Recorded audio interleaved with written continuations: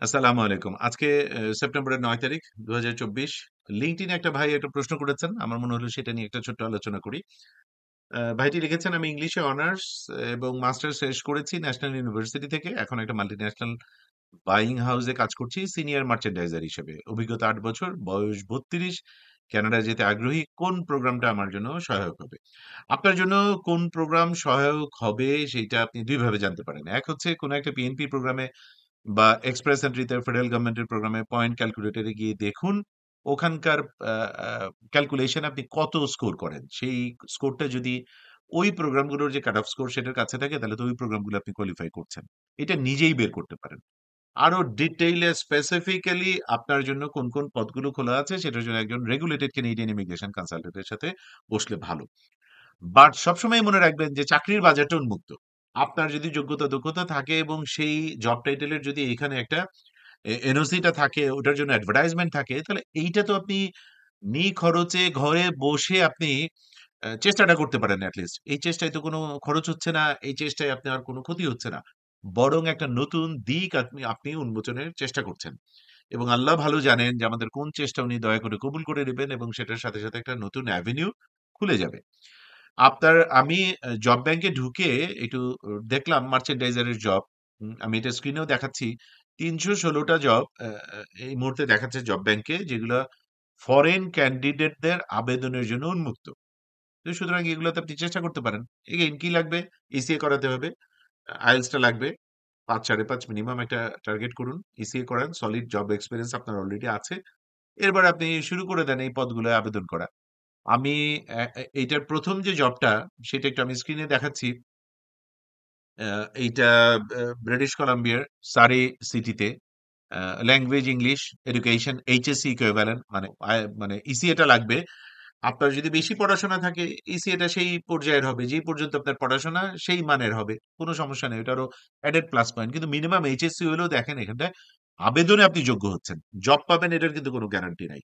একটা পদের জন্য হাজার, হাজার মানুষ মানে হয়তো ২০-৫০ টা দেশ থেকে আবেদন করে। সুতরাং টাফ কম্পিটিশন দিয়ে আপনাকে আসতে হবে। বাংলাদেশে কি করছেন? বাংলাদেশে একটা জব কি চাওয়া মাত্র আপনি পেয়ে যান? বাংলাদেশে সেটা যদি হতো তাহলে তোর এই মাস্টার্স পাস লাখ, লাখ বেকার থাকতো না। একটা জবের জন্য ১০-২০ হাজারের ফাইট হয় বা তারও বেশি ফাইট হয়। এখানেও তাই।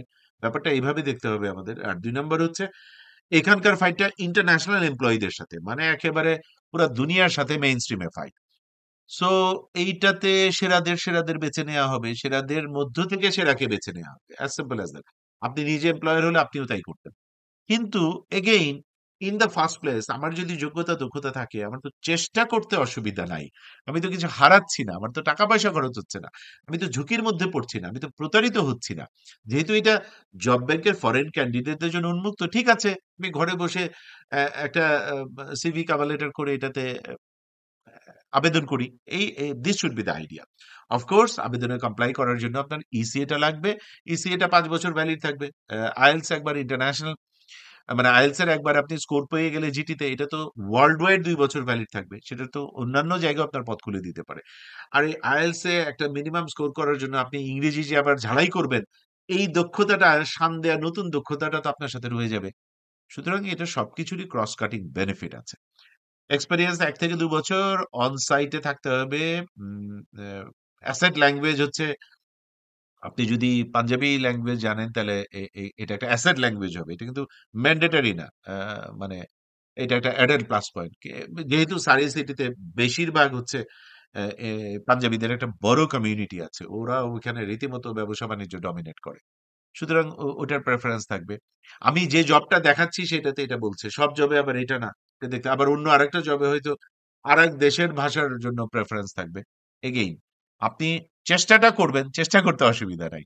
So that's it. এই ভাইকে সামনে রেখে আসলে আমি একটু এই আলোচনাটা করতে চাইলাম যে প্রোগ্রামে আপনি কোয়ালিফাই করতে চান সেই প্রোগ্রামের পয়েন্ট গ্রিডে গিয়ে দেখুন তার অবস্থা কি, কতটা স্কোর করছেন আর সিমালটেনিয়াসলি চাকরির জব টাইটেলটা এনওসি টা যদি থাকে তাহলে অবশ্যই চাকরির চেষ্টাটা করা উচিত। ভালো থাকবেন সবাই। সময় দেওয়ার জন্য ধন্যবাদ। আলোচনা উপকারী মনে হলে আপনার সোশ্যাল প্ল্যাটফর্মে এটা শেয়ার করুন যাতে আরেকজন ভাই বোন এটার দ্বারা উপকৃত হন। আর আমাদের প্ল্যাটফর্মে নতুন হলে কানাডার সফট স্কিলস এ আপনার যদি আগ্রহ থাকে তাহলে এই প্ল্যাটফর্ম আপনাকে ১০০ ভাগ উপকার করবে ইনশাআল্লাহ। সাথে থাকুন। ধন্যবাদ।